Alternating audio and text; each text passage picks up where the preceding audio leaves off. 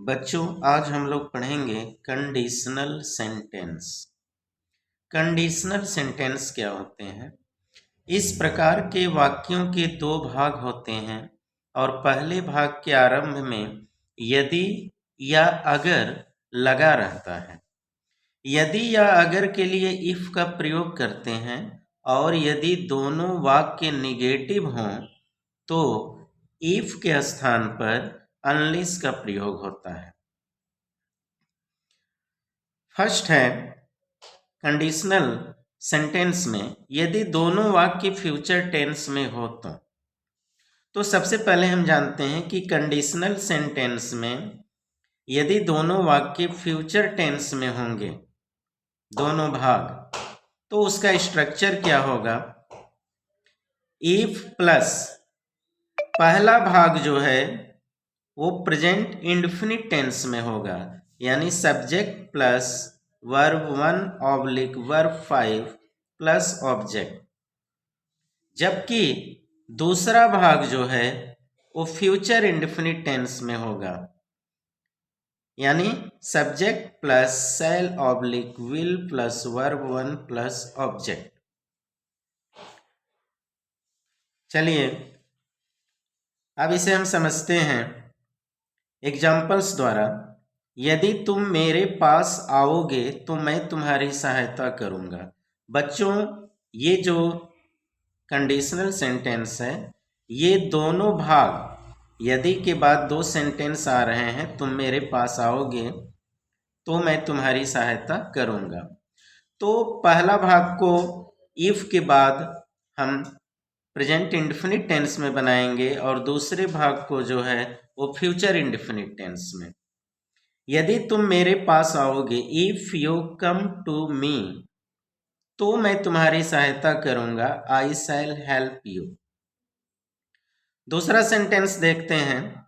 यदि बरसात होगी तो मैं स्कूल नहीं जाऊंगा, if it rains I shall not go to school. Note देखेंगे, ऐसे वाक्यों में तो का अनुवाद कुछ भी नहीं होता है, बल्कि इसके स्थान पर कॉमा का प्रयोग किया जाता है। यानी यहाँ सेंटेंस में जो तो आ रहा है, इसका अनुवाद के लिए किसी वर्ड का यूज नहीं किया जाता है, बल्कि इसके लिए हम कॉमा का प्रयोग करते हैं। नोट 2 है, यदि दोनों वाक्य निगेटिव हों तो इफ के स्थान पर अनलेस का प्रयोग किया जाता है।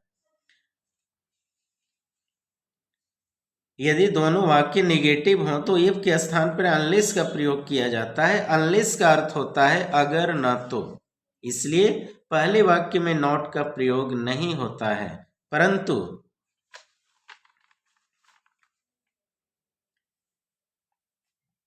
परंतु दूसरे वाक्य में नॉट का प्रयोग होता है। एग्जाम्पल्स द्वारा समझते हैं। यदि तुम मेरे पास नहीं आओगे तो मैं तुम्हारी सहायता नहीं करूंगा।